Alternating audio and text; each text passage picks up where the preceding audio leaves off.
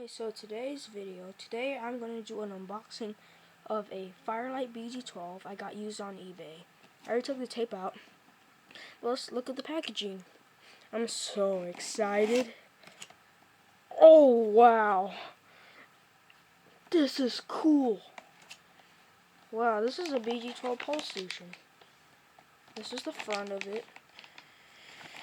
This is the back of it. And it comes with a hex key. That's so great. It comes with this. The seller, eBay seller, used this pink bag. Oh, cool. See it in your bag, you just look excited you're getting a package. That's cool. Look at this BG-12. It's used, and it's really cool. Wow. Let's do a pull on it. Let me get the hex key. This is a BG-12. You pull.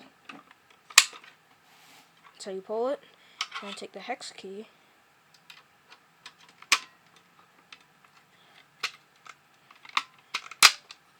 You don't have to flip a switch, but let's see how it feels like. Wow.